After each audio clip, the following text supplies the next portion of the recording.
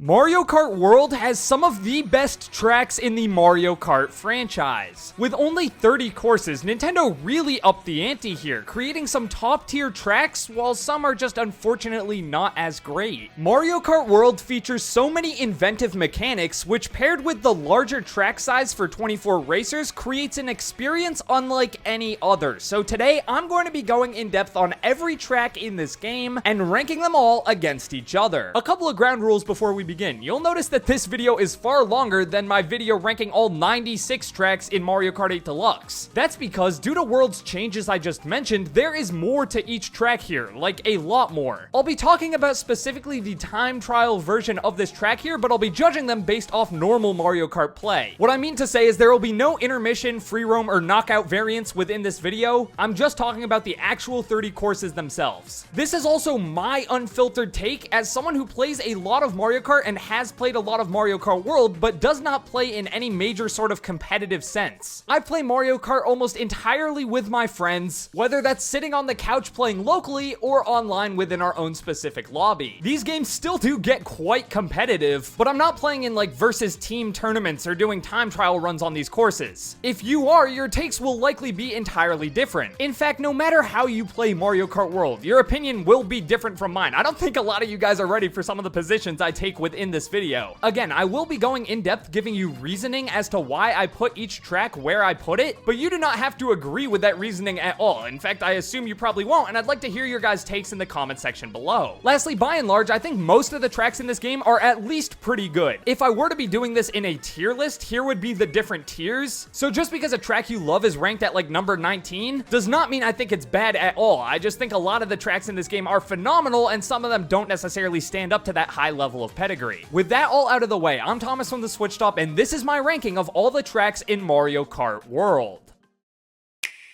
I'm sure many of you guys were expecting Desert Hills to be ranked as the worst track in this game, and for a while it was, but the more I play Mario Kart World, the more I am positive there is a track that does everything worse than Desert Hills, and that is Peach Beach. Returning from Mario Kart Double Dash and Wii, Peach Beach has been drastically changed, but not for the better. First, let's go over the layout. You start by racing the original Peach Beach layout, which is an incredibly easy little circuit with like a couple of turns, and that's about it. Then for the second lap, we drive up into the castle on the left. You encounter some 90-degree turns, and then this section, which has some cool verticality with nice trick potential. Even though this section right here is the most fun part of this entire course by far, it's unfortunately way slower than just sticking on the ground, and avoids the only major shortcut on the entire course. Then we get to the third lap, which is brutal, flying straight into water, and then driving in that water, which has one major turn for the rest of the course. This ending lap is horrendous. The second lap is kinda cool in theory,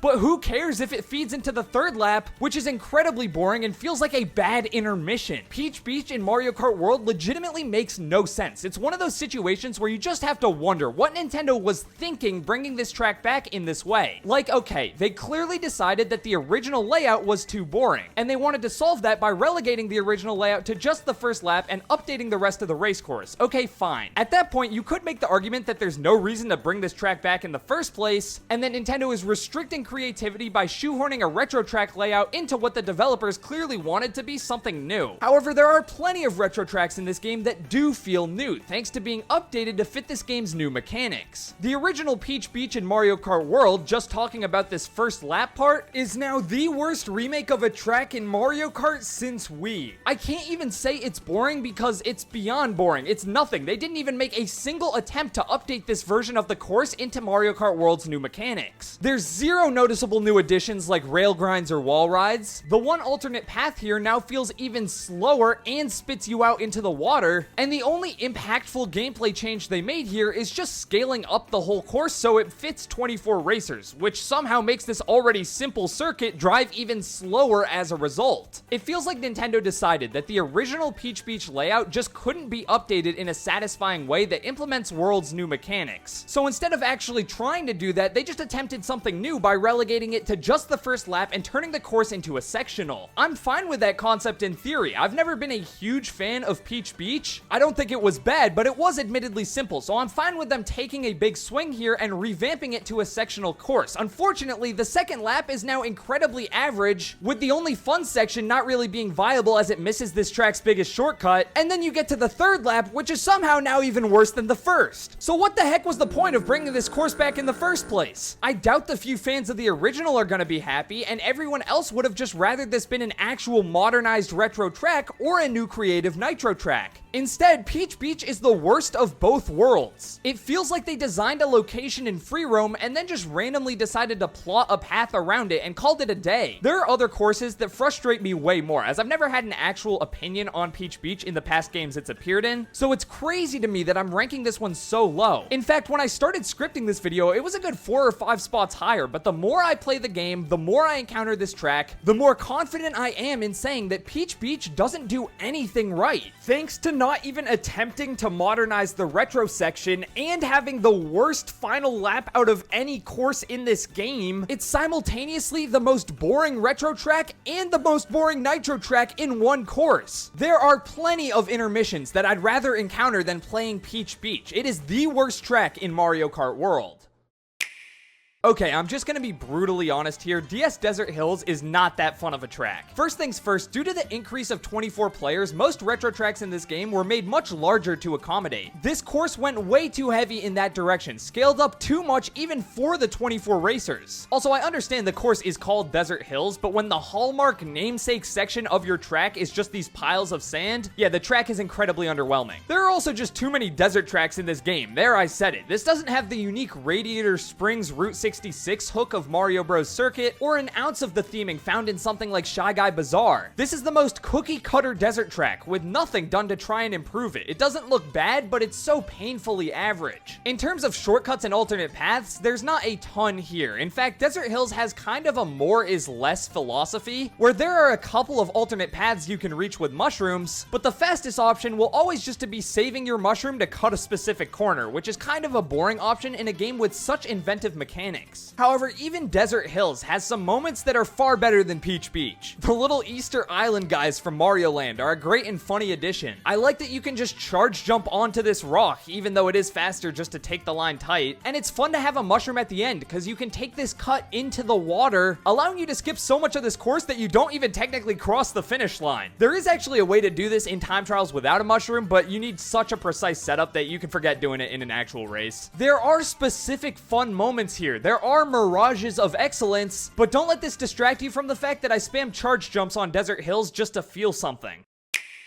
I hate to do this. I want to put something like a Moo Moo Meadows or a Sky High Sundae here, but I have to be true to myself. Cheep Cheep Falls is the worst original course in this game. It pains me to do this because the start is absolutely great. The visuals are breathtaking, and this turn behind the waterfall is awesome. I love it. Unfortunately, we cannot talk about Cheep Cheep Falls without talking about water driving in this game. In general, the water driving in this game is pretty clunky. It makes your car way more slippery and difficult to control, and your reward for that is going slower. Water sections can be good, as we'll see later on in this video. Specifically as an alternate path, I think it works great. However, Cheep Cheep Falls is a poster child of what not to do with water. The entire back half of the course heavily features water, but it does so in this sloped section that requires sharp turns, bringing out the absolute worst of the sluggish and less responsive water driving. It's not really apparent what the difference between these water sections actually does, and as for stuff to do when you're in the water, there are some rocks you can either hit or drive off and even get a pipe on. But again, the water driving is so clunky that it's almost impossible to actually go where you want to in a legitimate race where you're getting bumped off your lines and whatnot. So these barely add anything. There are other paths you can take that avoid the water, and that's cool in theory, but these paths are so bad, they're so much slower that they're not even really worth talking about. Even the two large patches of off-road for mushroom cutting, which are so powerful it's what the entire track boils down to during an actual race, aren't that great because you have to take make the most bizarre, unintuitive lines possible to make them due to the water. This entire water section isn't just boring. In my opinion, it's actively unfun. You'll hear me talk about this a lot, but how a track ends is critical to how I'll rank it. Nothing can ruin a track like having a subpar ending, and nothing can improve an otherwise average track like having an inventive ending sequence. Unfortunately, Cheep Cheep Falls doesn't just have a bad ending, it has a bad final 2/3 of each lap. Again, it pains me to do this. The start is great, the visuals and theming are phenomenal, and maybe this is just a skill issue, I'll admit it, but the water genuinely ruins this track for me. This whole section being sloped downwards with sharp turns makes it incredibly difficult to get effective tricks here, and even the two massive mushroom shortcuts, which normally I'd be a fan of, are just not as fun as other mushroom cuts in this game thanks to the obtuse water driving mechanics.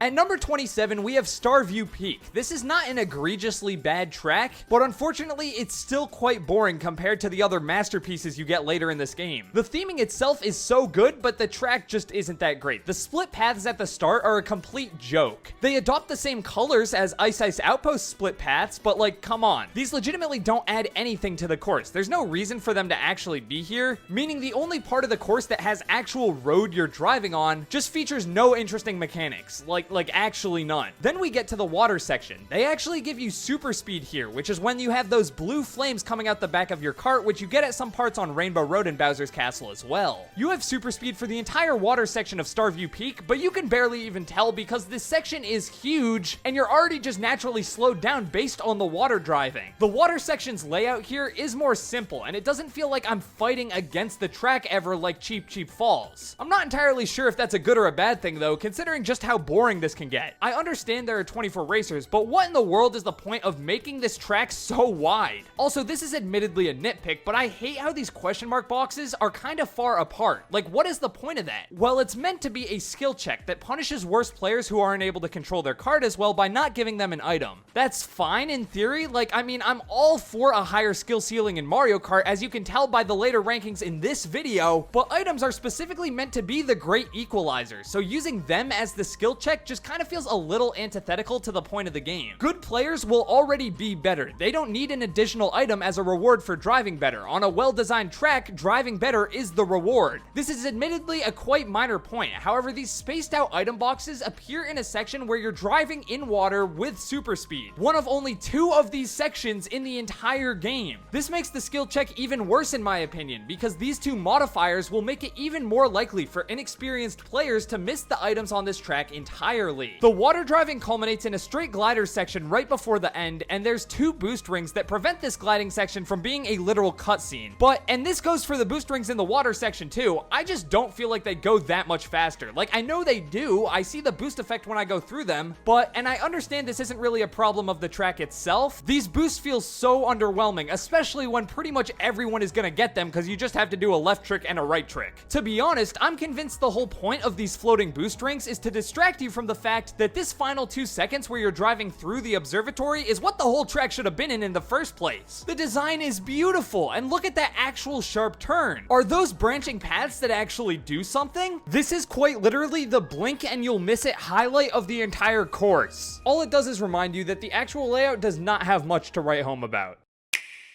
Alright, let's take a trip to Crown City. I absolutely hate how this track was done. I think it was done so dirty. This is the biggest city of the map. It's the hallmark of Mario Kart World's open world, but unfortunately, 2 of Mario Kart World's biggest problems rear their ugly head every time you play this track. First of all, what does this track actually play like? Well, Grand Prix doesn't tell you at all, and a lot of the intermissions will give you different sections. When you actually do play the track as it's intended, it's just kinda boring because the city is so big. This is a course that's begging for 200cc, but as of right now, it feels like it could have been passed off as a city track and tour. One of the good ones though, like Singapore Speedway. I think that's because they were designed in very similar ways. Just like the city tracks and tour, it feels like Nintendo created a giant open world city with certain set pieces and moments they knew they wanted to hit, and then just plotted some route that hit all those parts, spawning in big giant red arrows to show you where to go, because otherwise it's just not intuitive, thanks again to the course being designed as a city first and a racetrack second. Beyond that, I think the single biggest issue this course has is the fact that it takes place in the Mushroom Cup.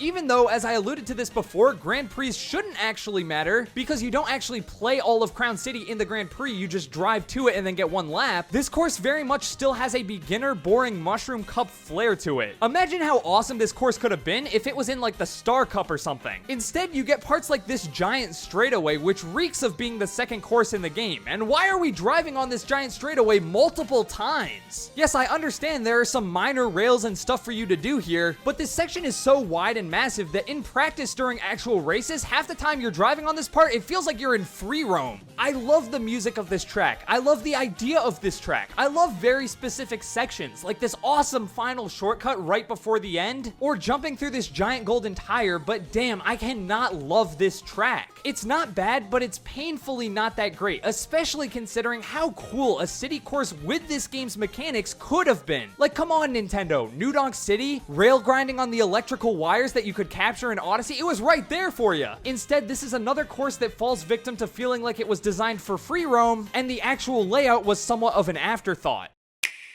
Number 25 is Mario Bros. Circuit, the first track in this game. This is not the best starter track we've seen in the Mario Kart franchise, not even close, but it's honestly not that bad. The style is great, specifically nighttime, the lights and stuff are super dope. It's got this Radiator Springs vibe, which I love. The layout pretty much entirely features wide banking turns, which makes sense given it's the first track in the game, but it's still somehow even more engaging than the other courses we've actually talked about. Chaining this final glider section into some rail grinds that then allow you to take this last turn super tight on this rail is super fun and it'll kind of wake you up, but unfortunately when you combine the lack of any real sharp turns with just how wide this course is, you have a track that can just fall into being a bit boring a bit too much. It's far better than something like Figure 8 Circuit, but it doesn't sniff the heights of Mario Kart 8's Mario Kart Stadium.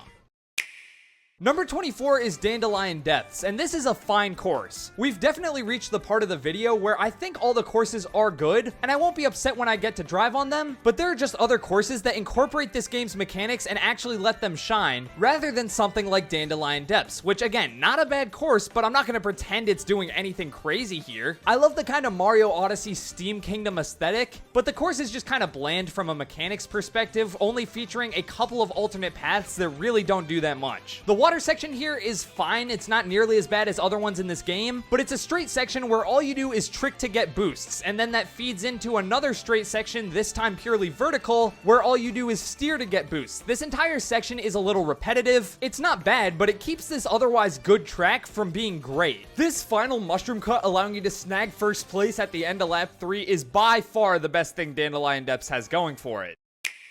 At number 23, we have Wario Shipyard. I understand in this video, I've been extremely harsh on the water driving in this game so far. However, that's just because I think the water is really hit or miss. There are a fair amount of hits, but they're later on in the video. And right now we're talking about the misses, and unfortunately, I think Wario Shipyard is one of those misses. Starting off with a positive, the actual layout slaps. There are some great turns here. Driving up into the shipwreck and then being shot out of the cannon is super fun every time. There's also a decent amount of fun tech you can do that helps skip the water sections, which is especially fun because, well, you get to skip the water sections. Unfortunately, they're not really water sections because this entire course is pretty much water driving, but it's not just water driving, it's water driving on choppy waves. What makes driving on water in this game so fun is that you can spam tricks and it's super satisfying to do that as your cart bobs in and out of the water. The choppy waves here elevate that, but unfortunately, when combined with the pretty twisty turny layout of Wario Shipyard, it just does not feel nearly as cohesive and enjoyable to drive on as if it was just actual ground. This little pipe right here is the perfect example. Again, I'm sure I'll have people in the comments saying this is a skill issue, but I found it so frustratingly inconsistent throughout my first 50 or so hours with this game to try and build up a charge jump in the water. The waves are obviously all random, and it just feels like a complete crapshoot whether I'm able to get a charge jump or clip off a wave at a weird angle and go face first into this boulder. I've found that the water just adds a frustrating level of inconsistency to this track, which after a fair amount of practice can mostly be nailed down, but it's not like the satisfaction you get from practicing an actual cool shortcut because all the waves just continue to mess with your driving in an unsatisfying way that you just wouldn't get if this was a normal track with actual road. Again, the actual layout here slaps. The theming is all great, but the choppy water just adds an element of clunky randomness I'm not a huge fan of when playing this track.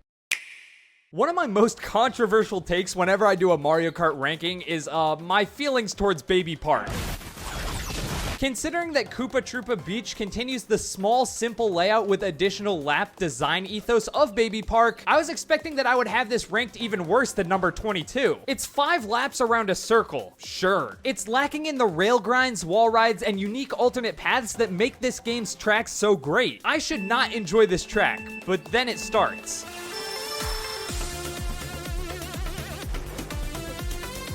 Yeah, I can't lie, it's pretty fun. For a while I was scratching my head as to why I enjoy this track so much more than Baby Park. And I think it's because it takes Baby Park's chaotic ethos and mixes in bagging. Using a mushroom on Baby Park is like, oh, okay, that was a little bit of a time save. Using a mushroom on Koopa Troopa Beach puts this little patch of grass to shame. It's a cathartic experience to cut off one of these turns with a mushroom, and it's a great addition to the item mayhem that's still reminiscent to Baby Park because the track is so small and everyone's taking pretty much the exact same lines. As someone who was not a big fan of Baby Park, I feel like Koopa Troopa Beach really strikes a perfect blend that still honors the chaotic item play of that track while still introducing these off-road cuts, allowing you to catch up if you fall behind even if the items aren't landing. As far as one of these simple layout many lap types of tracks goes, I don't think Koopa Troopa Beach could really be that improved. It's still incredibly simple with really only one like advanced shortcut, but I think that's necessary and services the spirit of this track really well. Again, I also have to just say the music is like perfect for the vibe this track is going for. It does everything it sets out to do perfectly well, but it also sets out to be 5 laps around a circle, so I just can't say it's better than a bunch of the other more inventive courses we're gonna get to later on. At number 21, we have Choco Mountain. This was a painfully average course in the Mario Kart 8 Deluxe Booster Pass, and in Mario Kart World, it has a much-deserved facelift. It feels more like driving on a Wario Stadium rather than, I don't even really know what the design aesthetic was supposed to be for the first one. Beyond the graphical improvements though, the layout has been changed a ton, some for the better and in my opinion, some for the worse. First things first, this funnel is absolutely devious. I don't know what track designer for Nintendo decided that in a game with 24 racers, they wanted to try and fit all of them at the start of the track through this one small little funnel, but they should get a raise, because this is just absolutely hilarious. If you get a bomb, you can drop it in this thing and kill like half the lobby. It's completely horse crap and will make you spike your controller, but in my opinion, that's not a bad thing at all, especially because it's at the start of the track and there are so many off-road cuts for you to make up time. That brings us to this next point.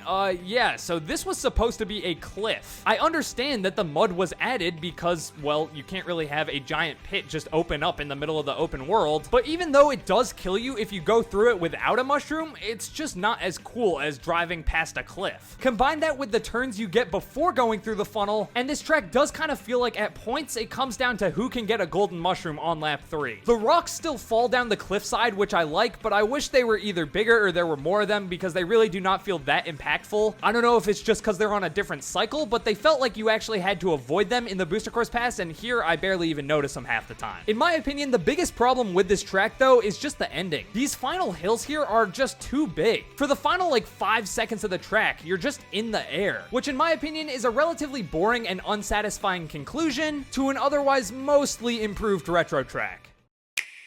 As soon as I saw Boo Cinema before this game came out, I was unbelievably hyped for it. Then I played it and was extremely disappointed by the layout. However, now I'm somewhere in the middle on this course. The layout does not do much, especially with Mario Kart World's standout features, which are like the wall riding, rail grinding, and whole trick system. There's really not a lot of that here, if any. However, once you get past that, the layout here is still quite fun, made even more fun by the visuals. I could play this track 100 times, and jumping into the movie screen I don't think will get old. But even beyond that, this is one of the tracks in this game that is not afraid to have extremely sharp turns. I think a lot of that is because once you go into the movie screen, the track designers can kind of just forget that this game's supposed to have a massive open world, and they're able to hit you with sharp turns that probably otherwise wouldn't work because on a standard track they'd be at risk of being unbalanced thanks to mushroom cuts. Boo Cinema does not capitalize on Mario Kart World's coolest mechanics, which is obviously a major knock against it and prevents it from being higher on the ranking. But if you can get past that, the sharp turns of the course layout and the absolutely brilliant theming carry this to still being a high quality Mario Kart track. If this was just plopped into Mario Kart 8 Deluxe, it would likely be a top 20 track in that game in my opinion. That's why I'm more than comfortable putting it at number 20 here. I think a lot of people are hating on this track just because it doesn't have all the cool mechanics, but this is a game we'll be playing for years. And in service of its replayability, I think it's a good thing that there are tracks that just feel like normal Mario Kart tracks and not like parkour extravaganzas, even though, you know, the parkour extravaganzas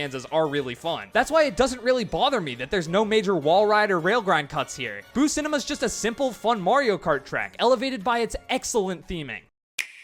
It pains me to do this, but coming in at number 19, we have Dino Dino Jungle. As I said before, all the tracks I'm talking about now, I still think are good. This is a good track, but why it pains me to do this was I thought it was gonna be great. In fact, this was by far my most hyped up retro track for this game when I did my pre-release ranking predictions. And that's because on the surface, I love everything they did with this track. I adore the theming switch up to the Jurassic Park laboratory style, seeing all the realistic dinosaurs, this T-Rex that'll break out. This alternate path is kind of useless, but it's pretty fun. However, this track has one major flaw that I just cannot look past. It is way too easy now. A couple of weeks ago, I went over to my buddy's place late at night and we were playing Double Dash on his original GameCube. I have not played a lot of Double Dash recently at all, so naturally I was just worse at the game, which made the track itself feel harder, I guess. But even beyond that, I'm just not a fan of the changes they made to this track itself because it just makes it too easy and kind of removes the soul of this track in my opinion. I mean, you don't have to look any further than the namesake dinosaurs. In Double Dash, the dinosaurs freaking kill you. In Mario Kart World, they help you. Nintendo, what is that? Obviously, I'm being a little facetious, but it genuinely does feel that by adding realistic dinosaurs that move around, they do not come close to being the effective obstacles that this entire course was originally designed around. Yeah, I mean, it's kind of cool you can ride on this guy's back like a rail grind, but chaining together these two rails is pretty much the only way they've updated this track to take advantage of Mario Kart World's new mechanics. On top of that, with this being 24 racers, the track itself is a lot bigger, meaning that when there is a dinosaur there, it's pretty trivial to avoid it. On top of that, with the tracks being sized up, these bridges here do not feel nearly as treacherous. In Double Dash, you're on the edge of your seat here, but now they just kind of feel like a normal turn. My biggest issue with Dino Dino's resizing, though, happens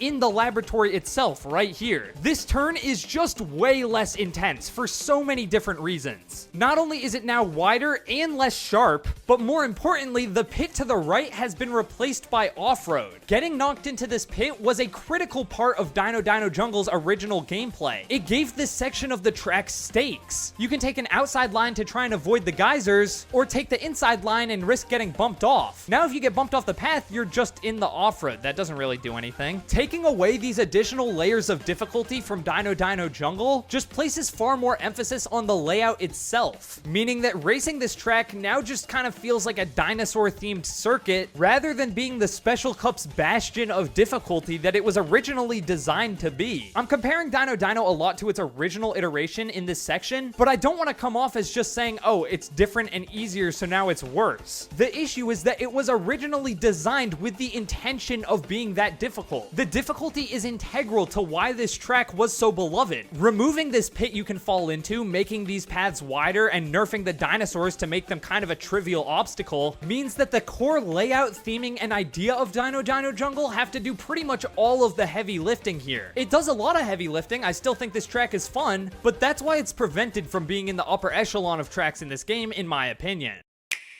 Number 18 is Wario Stadium. I'ma keep it a buck, this track was pretty horrible on the N64 and was begging for a remake, so I'm so glad they did this thing justice here. They made it actually feel reasonable, updating this retro track that really is kind of one of the odd black sheeps of the entire franchise into feeling and playing just like a genuinely fun Mario Kart track. The best thing about new look Wario Stadium are the new alternate paths, and all of them you can get to by riding up the wall and then rail grinding on top. That describes every alternate path on this course, and I think that's a bit of a double-edged sword. Launching yourself onto a wall at a sharp angle so you can get up to the rail grind is a fun mechanic, but it does kind of feel like that's the only new mechanic they added to this course. Despite how fun it is to take lines like these, it does get a little repetitive, and when you add on the fact that everyone online is also going to be trying these lines, there will be times where you either just miss it or get like bumped or hit off. When that happens, the core layout is fun enough, you'll still have a good time, but in my opinion, it's just not as engaging as a bunch of other tracks in this list. Sections like this feel a lot more like the water part of Dandelion Depths than the far cooler trick-based sections of other courses in this game. Again, this track's remake does service it really well, but the gimmick of the entire track being walled in and then the only new paths being riding up those walls to grind rail wears a little thin, and in my opinion can get a little repetitive when it's all you're doing for 3 laps on this track, which is why I think Wario Stadium is kind of a middle of the road track for Mario Kart World. It's really good because again, most Most of the 3-lap tracks in this game are phenomenal, but even with its complete makeover, it's just not as innovative as stuff we'll see later on.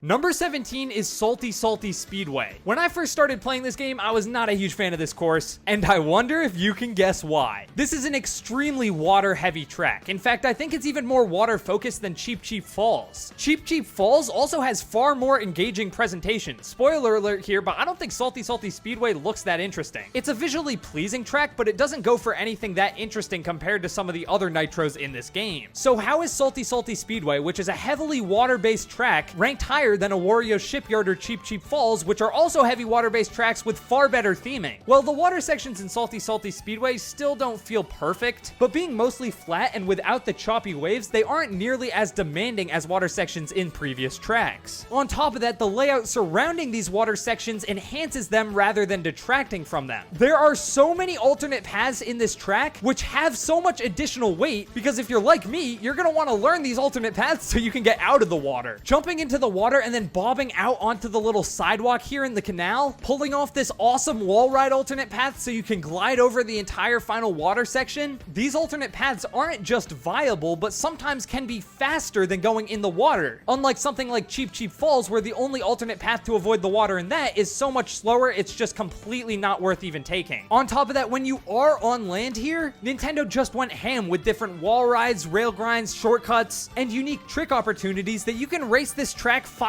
times and take a slightly different path every single lap. However, because these alternate paths either utilize wall riding to help you gain elevation, or just cut off off-road with strategic tricks, the course never feels too big or wide open, but it's never claustrophobic with 24 racers. I think Nintendo absolutely nailed this track when you take into account that the layout had to be designed with additional racers in mind. Finally, let's talk about this final turn. As I've said before, how a track ends is extremely important. And for a while, I was pretty doomer on this track because the final section is just one wide turn in water. However, because you have the ability to plan out your route so you get to fly over it, and this final shortcut where you mushroom through the crates taking you out of the water and being much more cohesively aligned than the clunky mushroom shortcuts of Cheep Cheep Falls, I don't think this final section is bad at all. I do have my problems with this track, mainly being the theming, and I still don't like driving in water on a downward surface. It just still doesn't feel that great. But Salty Salty Speedway's great layout kind of alleviates some of those problems, making it, in my opinion, one of the best water-based tracks in this entire game. Hey guys, just popping in to say if you're enjoying this video, hitting the subscribe button is seriously the best way you can help out. We're so close to 300,000 subscribers and it would mean a lot if you could help us reach our goal. On top of that, let me know down in the comments below where you agree or disagree with my rankings, because I'm sure you do. And I'll be in the comments a lot on this one because I'm curious what y'all have to say. Coming in at number 16, we have DK Spaceport. Hear me out. I already liked Excitebike Arena on Mario Kart 8. This just blows that away. This game was made for a track like this, because these straightaways actually have stuff beyond just tricking off a ramp. Sections like this rail grind straightaway or the following wall jump part elevate this track far beyond something like Excitebike, although it does suck that the wall jump section is actually not good for wall jumping because the fastest path is just driving straight. That's pretty boring. I'm also not a huge fan of the final straightaway here. It kind of feels like the most boring one. I understand it's a giant set piece because you're getting up to the Robo DK and he's throwing down these massive barrels, but they're pretty easy to avoid if you just go to the side. And in my opinion, this is probably like the most boring straightaway, which is kind of a bummer because it's the last one. But these are extremely minor complaints in the grand scheme of what DK Spaceport does right, which is everything else. The theming is absolutely phenomenal. The music is unreal. I was initially put off by the fact that it's sectional and there's like so many different laps, but nope, it's perfect. The music ramping up each lap is such a great touch. All in all, DK Spaceport smashes everything it sets out to do. But at the end of the day, it sets out to be a bunch of interesting straightaways with 90-degree turns. This is still an incredibly good Nitro track, and it's a testament to how high quality the courses are in this game that so many end up surpassing it, in my opinion. Speaking of courses that somehow surpass it, how in the world is Sky High Sundae number 15 on this list? I hated Sky High Sundae in the Booster Course Pass. In my opinion, it was a worse version of Excitebike Arena, but I completely subscribe to the theory that this course was originally developed for this game and then got brought over to Tour and Mario Kart 8 afterwards, because the new mechanics on display in this version of Sky High Sundae result in it probably having the best glow up out of any retro track in this video. Now, I was actually going in between Sky High Sundae and DK Spaceport. I was switching the two of them a lot in this ranking. But at the end of the day, even though I love DK Spaceport's design and theming so much more than Sky High Sundae, the layout of Sky High, in my opinion, is just better because it has more alternate paths that truly emphasize this game's cool wall jumping mechanics. Everyone knows about this cut where you take the final turn on the wall itself, but charge jumping over this barrier and wall jumping to get to this glide panel genuinely feels like something out of a 2D Mario game, chaining these wall jumps together. It's so fun. The stupid yellow rails that would give you an anti-gravity boost for some reason are actually removed and replaced with rail grinds, which is probably what they were always intended to be if this was actually designed for this game first. And it makes so much more sense because they're awesome. These rails allow you to take just the dumbest line with a mushroom in the off-road here, and then the rail will just fix your line and set you up for success, which is so fun and satisfying. At its best, Sky High Sundae feels like you're freestyling down a terrain park. With so many different alternate paths you can switch off in rapid succession that I struggle to even call them alternate paths. It's more like the developers just laid down a ton of sweet obstacles that take advantage of this game's new mechanics, and then allow you to plot a path between them, jumping from rails to wall riding to driving, drifting. It's just so fun, and even though this course is still kinda just a giant oval, the plethora of new mechanics on display here do all the heavy lifting, taking what is kind of, a pretty simple layout and elevating it to a phenomenal track. Speaking of alternate paths, next up we have Shy Guy Bazaar. And man, there are like a million different ways you can drive this course. When you first start racing Shy Guy Bazaar, it can honestly be a little overstimulating because there's just so much on your screen. But the more and more you race it and nail down what your preferred line is, the more satisfying it can become. I have two main complaints with some of the alternate paths in Shy Guy Bazaar. A lot of times there will be a really cool path, but then it'll put you out in like the middle of nowhere, or force you to miss another alternate path that might be way better, so it kind of renders the first one useless because you're never going to take it. This is also one of the courses where I'll be racing and think I found a cool new alternate path, but then Lakitu will just randomly come up and take me back, which I understand is kind of a necessary evil, but on this track in particular, I've had a handful of frustrating Lakitu encounters. By far the fastest alternate path that you are going to have to take if you play this online comes at the end of the lap, where you get onto this rail, trick over to this rail, and ride up to the top section here. Unfortunately, I'm not a huge fan on how you actually get on that first rail to even take the alternate path. There's a couple different ways you can do it, but they can be deceptively hard. In particular, if you're trying to charge up a charge jump in the off-road here, in my opinion, it just adds a little bit of a layer of frustration that's kind of reminiscent to trying to do a charge jump in the waves on Wario Shipyard. It's not nearly as bad, but sometimes you'll just lose your charge jump and sometimes it'll work fine. Or sometimes if you get onto this wall, it'll put you onto the rail and then sometimes it won't. I am all for difficult shortcuts in this game, really I am, but a good difficult shortcut, in my opinion, looks difficult. This looks like it should be easy, but then I don't do it, which creates a little bit of a disconnect. However, these are pretty much my only complaints with otherwise what is an incredible track. The layout has tons of sharp turns that'll keep you on your toes. The theming is phenomenal, however, it's so much better at nighttime. I was excited to get to race this track in the day because obviously it was nighttime in its original variant, but I feel like most of the time I race it, it's during the day, and it just looks and works so better at night. The final section before the glide panel has so many interesting paths you can take to get up there, some really cool wall jumps. This is overall a phenomenal track. It would be one of my top favorites in the game, but there's just a couple of small issues that I'm not a big fan of. Namely, I've just found that first rail grind shortcut to have a tad bit of inconsistency, which makes it kind of frustrating. Again, it might be a skill issue, but I'd rather fail a shortcut because I messed up chaining a wall jump, or just barely missed a grind rail instead of losing a charge jump because I clipped into the off-road. That's a small nitpick though. The course's layout is phenomenal, and there are so many fun and unique alternate paths that let Mario Kart World's mechanics shine that it's hard not to race Shy Guy Bazaar with a smile on your face the whole time.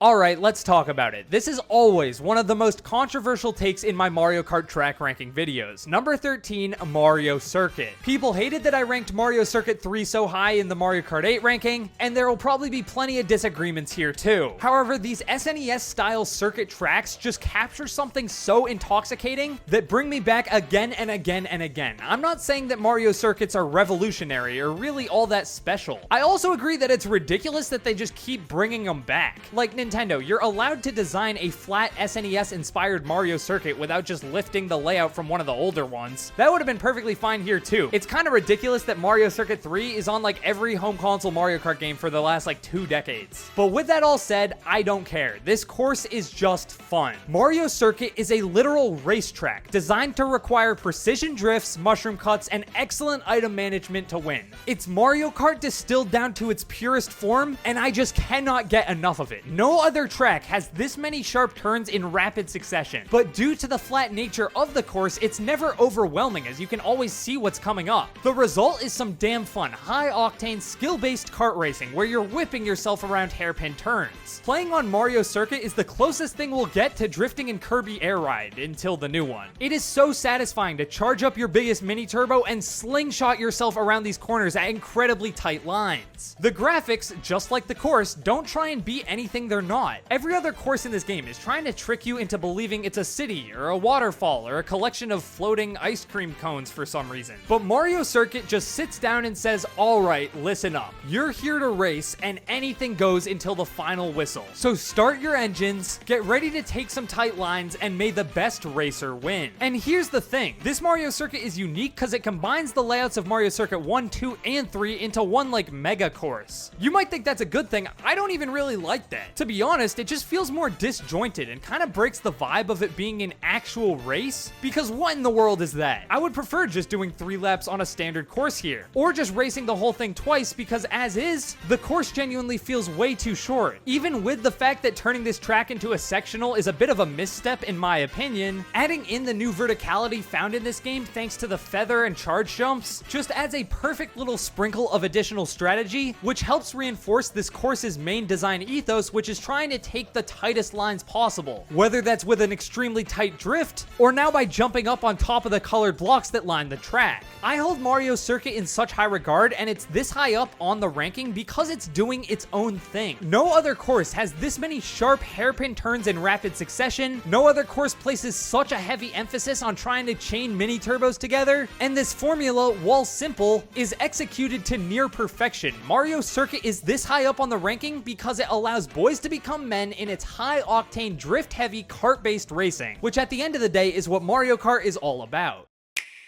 As a Mushroom Cup course, it's clear that Whistle Stop Summit is kinda meant to be a tutorial for grind rails. If that was truly the intention of the developers, then this is a tutorial in the same way that chucking a baby into the middle of the ocean would be a tutorial for swimming. All that to say, this course is an absolute trip. I don't think there's ever been a Mushroom Cup course with this high of a level of skill expression, featuring this many unique lines, and that is solely thanks to the sheer amount of grind rails on display here. What makes Whistle Stop Summit work, though, is the close proximity of all these different grind rails. Inherently, rails are kind of a passive experience. Once you're on them, that's it. Sure, you can flip forward to get a little boost, but getting onto the rail, flipping from rail to rail, rail to wall, wall back to rail, that's what makes this course work. It's not a very hard course, in the sense that if you race it in a standard way, you'll get a good time and stay competitive, but if you want to take your racing to the next level, you gotta start doing tricks on it, and Whistle Stop Summit just gives you plenty of opportunities. This cut here is super fun wall jumping to escape the off-road, and using the feather to cut this corner is an intensely satisfying experience. The entire theming of rail grinds also works perfectly with the whole railroad aesthetic here. I'm a sucker for any video game that does this, but we're talking about Mario Kart courses, but having like the graphics and theme of the course intertwined so well and in such a cohesive way that just makes sense with the gameplay really elevates this course to being one of my favorites. I'm not really sure how other people feel about this course. I've been completely distancing myself from everyone else's rankings while I've been working on this one, and just in terms of like general Mario Kart World discussion, when people are talking about their favorite tracks, I really haven't heard this one brought up a ton. But to be honest, this is a great course for Mario Kart World. The fact that it's in the Mushroom Cup too just blows me away. This is one of my favorite Mushroom Cup courses in, the entire franchise. It works so well too because this is a great course that introduces you to one of the best parts about Mario Kart World. Just how much freedom it gives the player. You truly feel how much freedom this game gives you, the player, as you're jumping from rail to rail in this final section, chaining everything together. It's just flat out fun, man.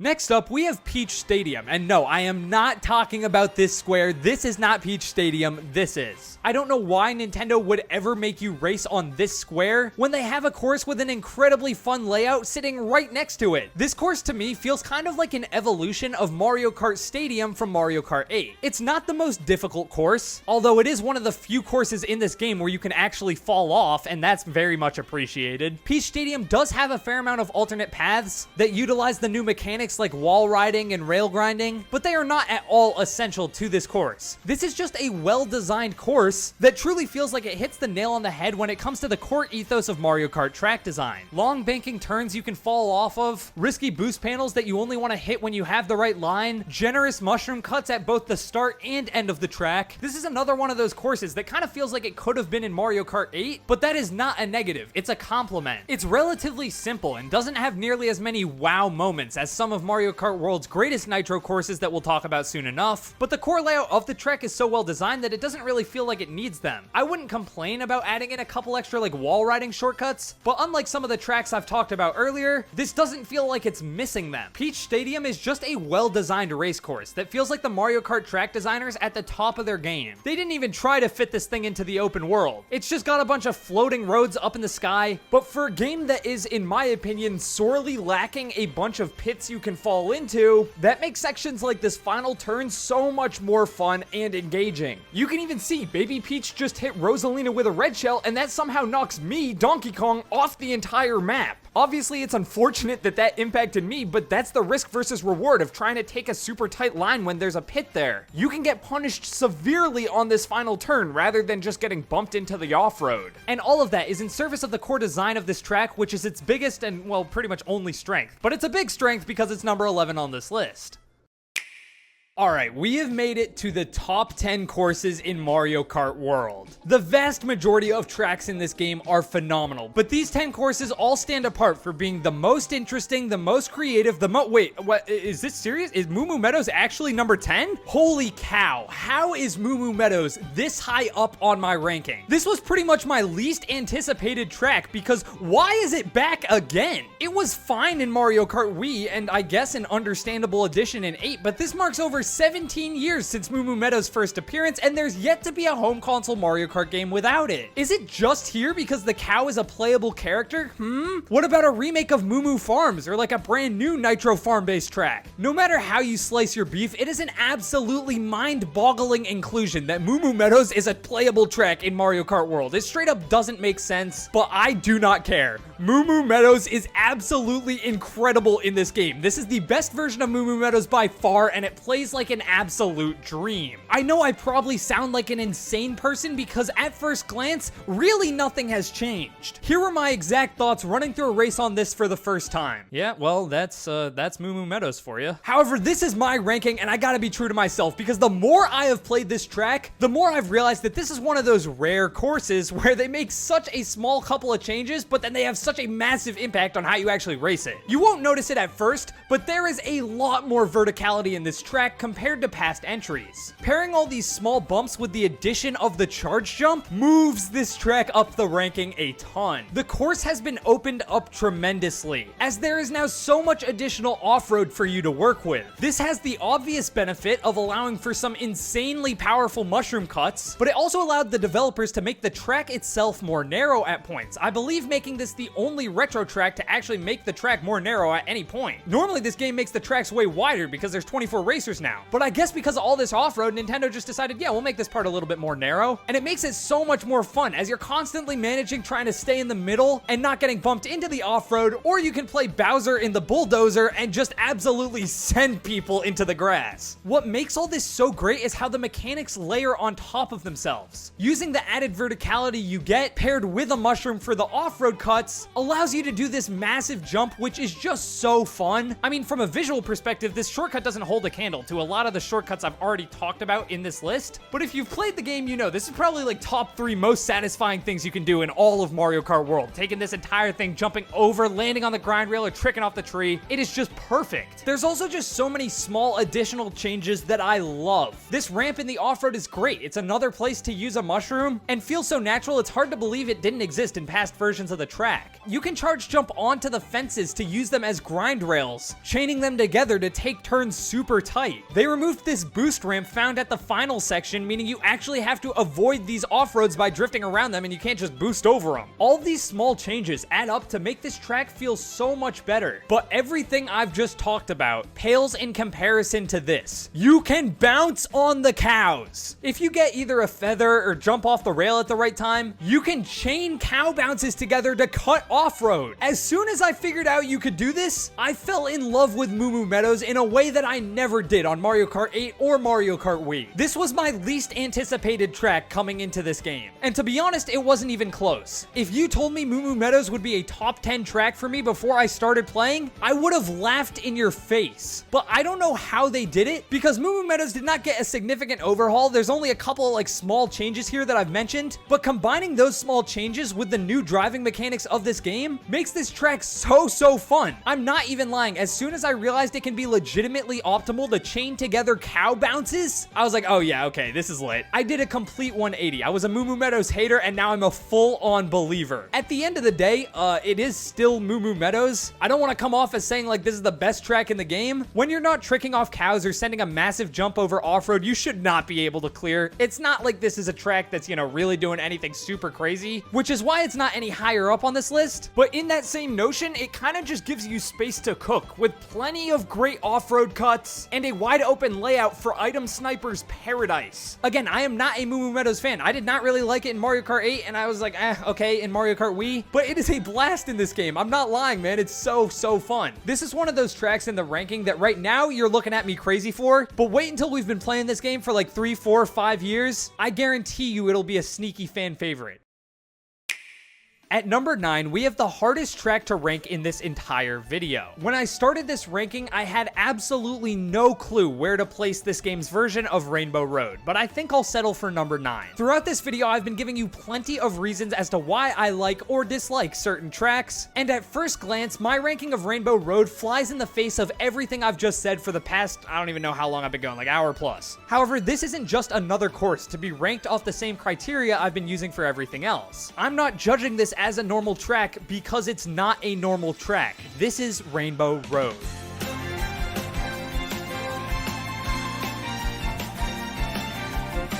It's impossible to talk about Mario Kart World's Rainbow Road without talking about its defining feature, just how long it is. I mean, look at the minimap. It looks like someone spilled spaghetti on the floor. This track is an absolute behemoth, comprised of 4 laps that all feel distinct from each other. These laps are all punctuated with different gliders that take you from section to section. And because this track is so spread out, it lacks the crazy alternate paths and shortcuts that you'd want to find in another track. However, again, this isn't another normal track. It's Rainbow Road. And when I say that, I'm not just saying, oh, it's Rainbow Road, I naturally like it more. A Rainbow Road track is supposed to be different from all of the other tracks in Mario Kart. If you wanted to play a normal track, you would play a normal track. And in my opinion, Rainbow Roads have gotten far too comfortable over the years, kinda just feeling like a normal Mario Kart track that's pretty hard and set in space. Worlds is an absolute grueling marathon that rarely lets its foot off the gas in a way that's reminiscent of N64's Rainbow Road. You know, the one before they butchered it in Mario Kart 8. However, while the original N64 Rainbow Road could get repetitive because it was 3 long laps on the same course, Worlds being a sectional does it so many favors from a creativity perspective. Your standard first lap of Rainbow Road feels different from the unique water section, which feels different from the right angle turns and straightaways found in the spaceship, which feels different from driving on breakneck speeds on the final sharp turns of lap 4. When I race a Rainbow Road in Mario Kart, I want it to feel unique. I want it to feel special. I don't want it to feel like any other track because it's not any other track, it's Rainbow Road. They're supposed to introduce a new design mentality, whether it's the original SNES version being the first ever course to not have a single railing, Super Circuit's version adding a layer of verticality not found anywhere else in that game, Mario Kart DS adding loop-de-loops a decade before anti-gravity even existed, or by turning a race into a marathon, making it feel like you're playing a whole Grand Prix in one go, like N64's Rainbow Road and now Mario Kart Worlds. This shouldn't play like every other track in the game, but it's not every other track in the game. If all the tracks in the game were laid out like this, we'd be having a completely different conversation here, but this is only 1 out of 30. You're not going to be playing this all the time. It's the final boss. It's a test of not only your raw driving prowess and item management skills, but your sheer mental toughness and fortitude as well, due to the scope of this course never really letting its foot off the gas for 4 whole minutes. The brief moments it does let you take a break are absolutely breathtaking, with the coolest visual set pieces of this entire game. Emerging from the clouds to see this water section, or watching the endless abyss of space turn pitch black as you glide to the spaceship, this is the type of visual spectacle that you would expect in a Rainbow Road, and Worlds delivers that tenfold. Mario Kart World's new mechanics admittedly do take a bit of a back seat here. There are still shortcuts like mushroom cuts, and a couple of path switches you can use to save time, but there's no real crazy rail grinds or wall ride shortcuts to be found. But I don't think that would work for what this course is trying to do. Again, what makes this course so fun is that it's basically 4 minutes of holding on for dear life. There are very few opportunities here to break away from the pack, which again, normally I don't think I'd be a big fan of, but for this version of Rainbow Road that places its entire emphasis on pure item management and quality driving, which is consistently intense despite being prolonged throughout the longest track in the entire game. My good friend and editor for this channel, Kagan, also hates Rainbow Road. He's been a day one hater. He's been talking crap on this course since the day the game came out, and I completely understand why. There is a subsection of the Mario Kart player base that just wants the game to be as broken as possible. I mean, I'd say that's the main reason that Mario Kart Wii still has an incredibly dedicated player base to this day. And I love the broken strats and visually impressive shortcuts too. That's why Rainbow Road is number 9 and not number 1 on this list. To some people, that immediately turns them off about this version of Rainbow Road, which is just lacking those things. I do understand that mindset. Again, I love the awesome shortcuts of this game and the broken strategies of Mario Kart Wii. However, what I also love is the incredibly polished racing gameplay of Mario Kart 8 and 8 Deluxe. Now, Mario Kart 8 is no stranger to crazy stuff. However, most of the strategies in that game are not nearly that ridiculous. Half the time you can't even really tell when they're being performed.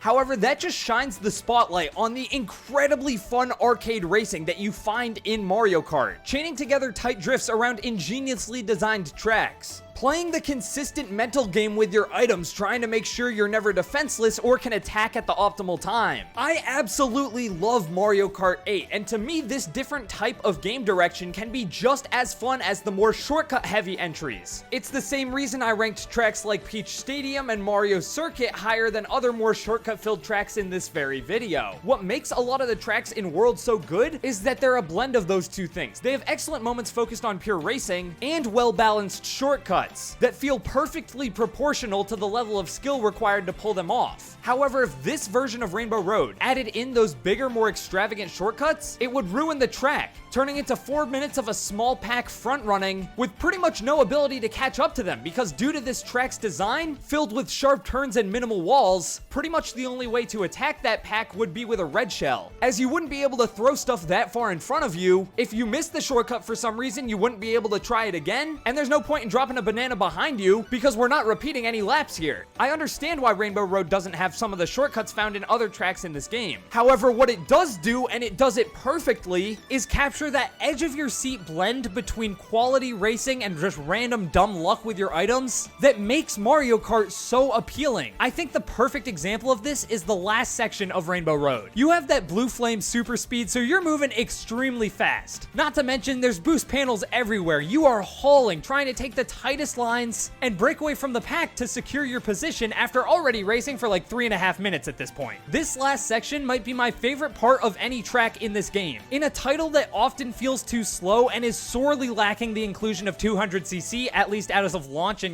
when I'm making this video, it is a cathartic experience to be flying around these turns at a speed that feels faster than 200cc in Mario Kart 8. This then all culminates with the final 5 seconds of the entire course being a glider section. There are no boost rings here, no way to speed up your time. You just drive off the glider and pray. Pray that you have an item to protect you, pray that a blue shell's not coming, and pray that you can make it to the finish line. You might think you're praying to the Mario Kart gods here, but you're not. You're praying that over the last 4 minutes of high-octane racing, you've built up enough of a lead that you'll make it to the finish line untouched. You're hoping that that time you bumped into a rail or clipped the off-road won't come back and bite you, and after gripping your controller and pushing down the A button probably harder than you should be for the last 4 minutes, all you can do for the final few seconds is hold your breath and have faith that your racing was good enough to help you succeed. This is the essence of Mario Kart. As much as Mario Kart World in particular has been adopted by the more competitive community, and as refreshing as it's been to see Nintendo add in mechanics and design tracks seemingly for that style of play, Mario Kart's essence is undoubtedly at its best when there's a little bit of chaos topped in there. And this version of Rainbow Road distills that into this final small straightaway glider section here in such a devilish way that always has me at the edge of my seat. I'd be lying if I said I didn't want to see what rail grinding and wall riding could look like in its own Rainbow Road. After all the past few Mario Kart entries included multiple Rainbow Roads, it would be sick to see some sort of DLC Rainbow Road that does lean more into the trick side of things. Like a remake of Super Circuit translating that verticality into charge jumps, or adding grind rails to Double Dash's Rainbow Road. But right now, I'm here to rank this one. Yes, that stuff could be cool, but if you want to chain together wall jumps and all that, play another track. If you want an intense 4-minute marathon that distills Mario Kart down to its very core, featuring high-speed turns and the most breathtaking visuals of the entire series, then that's what this Rainbow Road gives you. I'm so glad Nintendo went in this direction with Rainbow Road because it actually feels unique. It stands on its own as something that doesn't play like any other course in the game. Mario Kart World's Rainbow Road doesn't have everything I'd want out of a Mario Kart World track, but it's exactly what I want out of its Rainbow Road.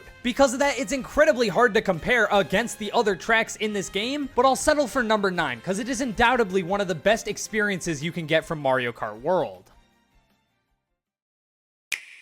What is there to even say about Toad's Factory? It's probably the least changed retro track in this entire game, but to be honest, it didn't need any changes in the first place. Toad's Factory is just an ingeniously designed track. Just like all the other all-time greats, it has a gameplay idea, in this case conveyor belts, and builds off it, but also has an excellent theming that intersects with the gameplay. The new additions are sparingly used, but utter brilliance every time. Wall riding up to a new path is just a nice change of pace, and the final rail grinds off the support beams make me feel some type of way, man. They're just fun. That's the best way I can describe Toad's Factory. It's just fun incarnate. Everything from the funky upbeat music, the conveyor belts on this turn seemingly always switching up on me on the first lap, and the absolute chaos this final mud section provides with 24 racers. I got nothing else to say. Toad's Factory slaps. At number 7, we have Airship Fortress. This is another retro track that doesn't have that many changes. In fact, there's really only one big notable change here, which is the rail grinding shenanigans you can do at the start. However, those shenanigans are absolutely sick. This is another shortcut or alternate path, whatever you want to call it, that's probably like a top 3 thing you can do in this entire game. Besides this one rail grind though, there's only one path here. In a game that has tracks stuffed to the brim with new routes you can take, the developers knew that Airship Fortress's core layout is so fun that adding additional options would almost be futile. Dodging the Monty Moles, dodging the rocky wrenches, getting shot out of a cannon and then taking the longest drift of your life, messing around with rail grinds, or dodging fire in the bellows of the airship. This was an incredibly well-designed and cohesive course when it debuted back in Mario Kart DS, and the few changes here just make it even better. I'm a particularly big fan of this added off-road section. This was originally just a pit, but now you can mushroom off of it and then get onto the rail. Yeah, this course is just dope, man. Coming in at number 6, we have Faraway Oasis. Hear me out, if you take out all the insane wall riding, rail grinding, and all that stuff, this is probably just the best designed nitro track in the game. It's somewhat simple, but the layout just works. There's nothing really else to say. It never feels too wide or big like so many other courses, but it's also never annoyingly claustrophobic. In fact, this just feels like peak Mario Kart 8 track design in the best way possible, minus the anti-gravity, but adjusted for 24 racers. However, what truly takes Faraway Oasis to the next level is how they consistently are able to layer in the new mechanics that Mario Kart World introduces. The final grass cut is a Mario Kart staple done to perfection here. But oh no, we're in Mario Kart World. You can just jump over at a way tighter line with the feather. This section is kind of just a straightaway, but it has a grind rail in the middle, which kind of splits up the straightaway on two different sides, while also giving players something to fight over, as it'll give you a double item box. You can trick over to the left, do some shenanigans on the sign, setting you up perfectly for the next rail path. In fact, this entire section here is the perfect example of why this track is just so good, even though at first glance its mechanics aren't outwardly as crazy as some others. You can take the low path and stay in the water, which can be optimal if you have a mushroom for the cut, or you can take the high path, get out of the water, which is good because you're not in the water, and it'll just take the turn pretty tight, and it's just faster as a result. You can also get to the top path thanks to this rail, which is a little bit in the off-road, but if you're aligned right, you just kind of pop into it out of the water. Like, look how smooth that is. Faraway Oasis doesn't hit you over the head with a ton of crazy stuff happening all at once, but that's because everything here feels incredibly deliberate and intentional. Yes, there are incredibly inventive moments for high-skill players, allowing you to truly get that level of skill expression that this game does so well, but it mainly lets its stellar layout do the talking, and because of that, I think this is an incredibly underrated track. Hell, I might have even underrated it in this video, despite it being the 6th best track in the entire game.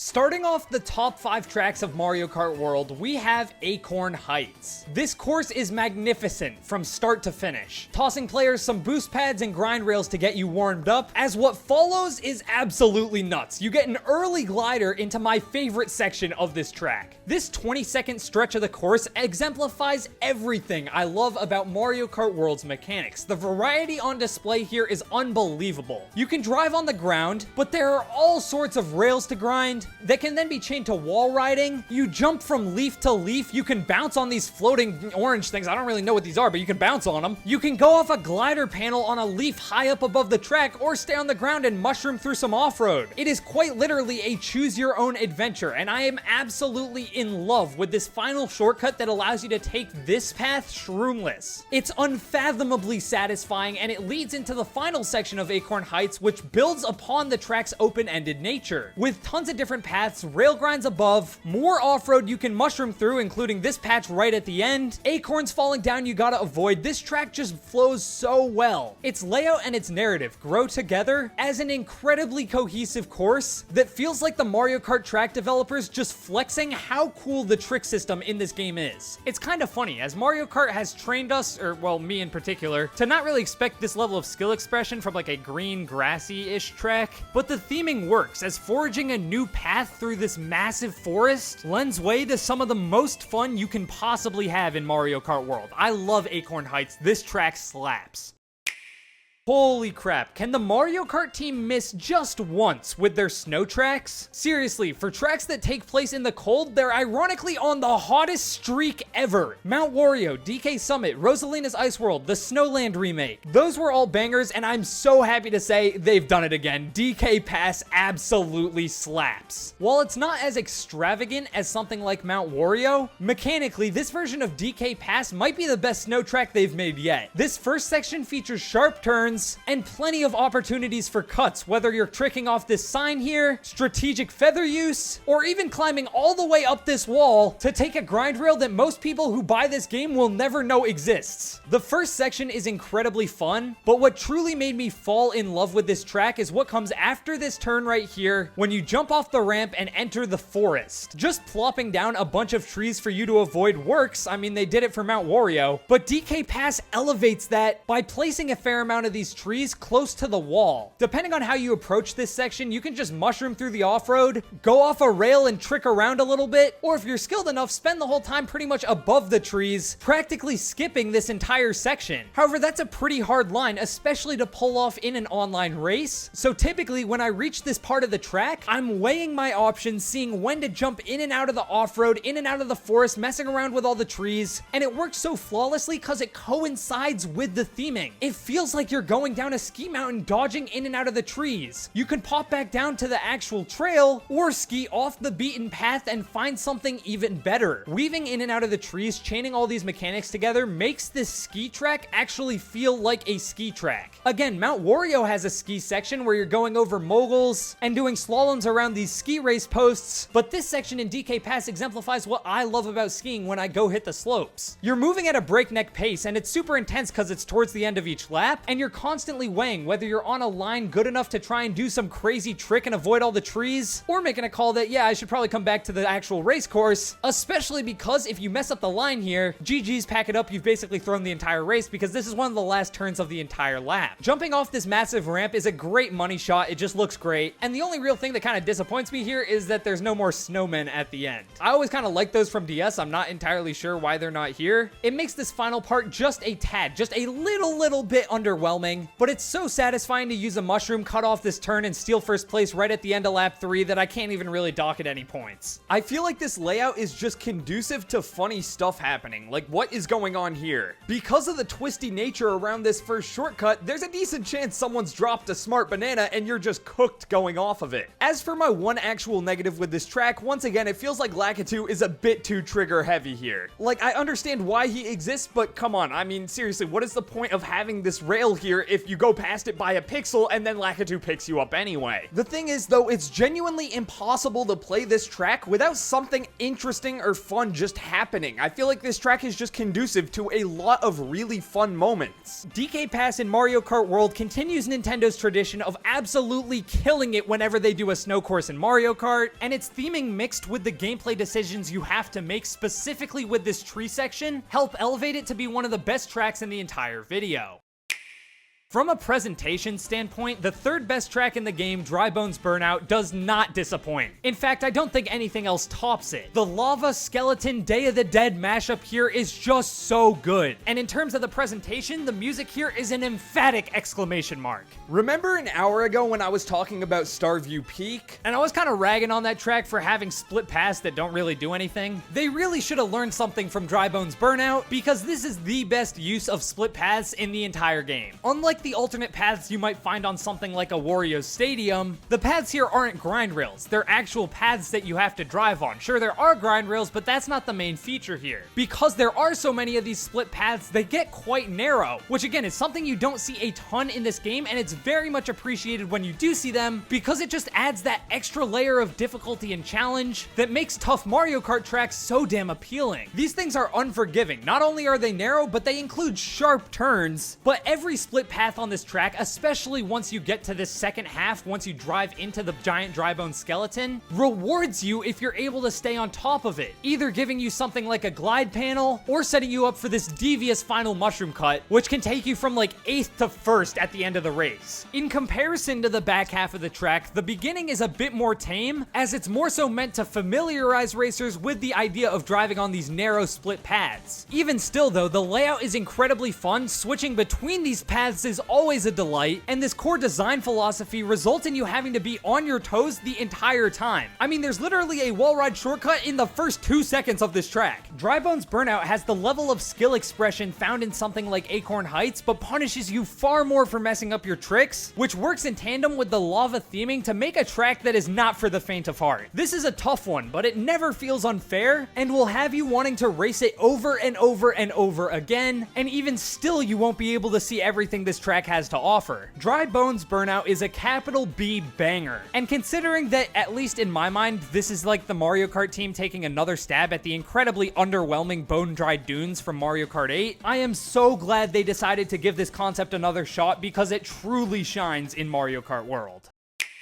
The second best track in this game is actually not that far from Dry Bones Burnout. In fact, it's right next to it. Let's take a trip to Bowser's Castle. I've been on record saying Bowser's Castle was in need of a banger. The last 3 or 4 Bowser Castle tracks have all felt so similar. It felt like if you asked an AI to make like a couple of changes, like, yeah, these are technically different tracks, but I mean, look at this, come on, like we can do better. And they did, because Bowser's Castle for Mario Kart World surpassed my highest expectations. You cannot talk about this track without talking about its shortcuts, because they are absolutely bonkers. Cutting this first turn shaves off so much time, but in order to do it consistently without a feather, you gotta start the tech off pretty early, meaning as soon as Lakitu raises that checkered flag, you're locked in and it already feels like you're in the middle of the race. Even if you don't go for this initial shortcut, you can go up to the top of the castle. For some reason, it's pretty slow, but you can do it. Take this alternate path back here, or just drive on it normally, avoiding these fireballs and trying to handle these sharp 90-degree turns. However, once you hit this glider panel, this is where the track goes absolutely ridiculous. You'll have super speed for the rest of the lap, but unlike some other courses with super speed, I'm looking at you, Starview Peak, this actually feels fast as hell because you're not in water. You're drifting around lava on these incredibly sharp turns and avoiding falling balls of fire. It's absolutely nuts. You can also do this, which, yeah, inject that directly into my veins, please. This is one of those shortcuts where it's probably not intended. I'm sure Nintendo knew it existed, but because of the super speed, your kart just soars through the air at such high velocity that it makes you feel like you're pulling one over on the game. Even beyond the 2 major shortcuts found on this track though, the overall layout is just hard as hell. Gone are the days of just picking the path that Bowser's not gonna smack down on. You have to be locked in for every frame of this race. It feels like you're going to war during every turn of the super speed section, and I'm so glad that Nintendo allowed this Bowser's Castle to be such a spike in difficulty compared to most of the other tracks in the game, because not only does it make it stand out, but when paired with its incredibly powerful and complicated shortcuts, it genuinely does feel like your final test of strength. This doesn't necessarily factor into the ranking as much, but I genuinely do think that the main reason I'm so fine with this game's version of Rainbow Road not having a ton of like crazy tech is because Bowser's Castle kind of takes that spot for me. They both act as final tests of your skill, but while Rainbow Road distills it down to core Mario Kart action for 4 minutes, Bowser's Castle is where the developers really let the core mechanics of this new game shine. Because of that, they both function as bastions of Mario Kart difficulty in their own unique way, and I just could not be more satisfied with this version of Bowser's Castle. It's the second best track in the game, but it's not the best, because the number 1 track in this game is Great Question Block Ruins.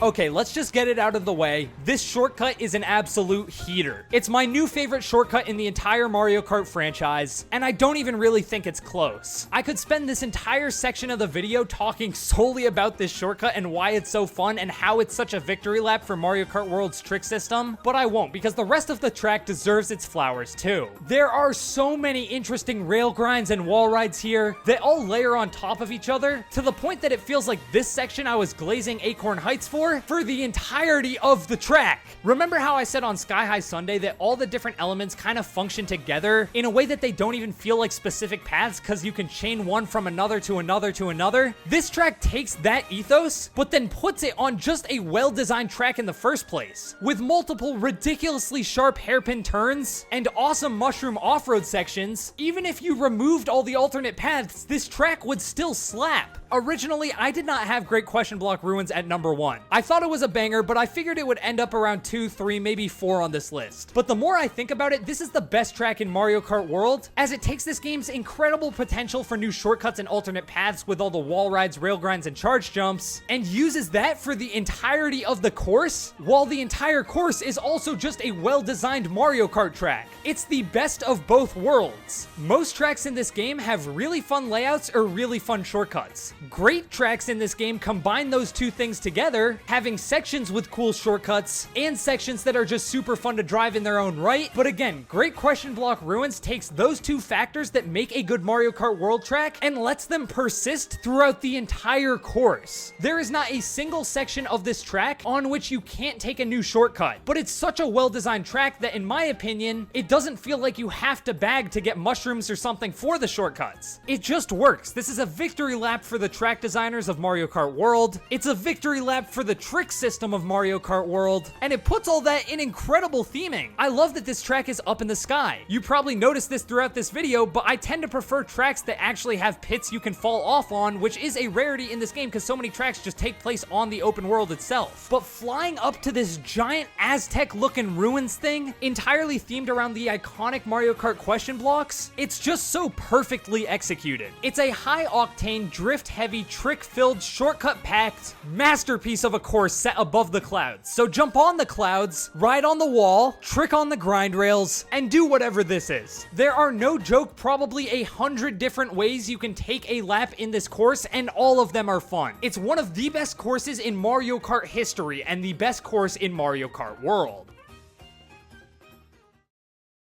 We have made it to the end of our ranking, and normally in a video like this, I'll do some cool like averages and find what the best cup is or something like that, but there's zero point in doing that in Mario Kart World because the cups just don't matter at all. I'm sorry, but no one is playing Grand Prix in this game, and the Grand Prix cups are mostly chosen just because of where the tracks are located on the open world, so that doesn't really make sense. But what I will do is show you guys the rest of Switch Stop's rankings. If you're new to the channel, I started it back in 2017, but since then I've added a bunch of people on, such as Mac, PJ, and our editors Kagan and Zach. Here are all of their rankings put into tier lists. You can see there are some similarities and differences to my own. There's a decent amount of stuff I agree and disagree with here, so let me know your takes on all their takes down in the comment section below. We got like takeception going on. With that out of the way, we finally made it to the end of this massive project. If you enjoyed, hit the like button because if this video gets 5,000 likes, I'll make a video ranking all of the intermissions in this game. There's like over 200 of them, so I'll do it if it gets 5,000 likes, but I don't think I'm doing it otherwise. Thank you guys all so much for watching. I hope you enjoyed. I hope you understood my reasoning, or at least found my takes interesting, because I wanted to give you my unfiltered opinions rather than just kind of saying what I think other people would agree with. I don't know, I don't find that fun, so I hope this made for an interesting video. Once again, thank you all for watching, and if you enjoyed this video, click the button on screen right now to see our ranking of all the different knockout tours. Mac did that one, and I think it's a banger, so go check it out.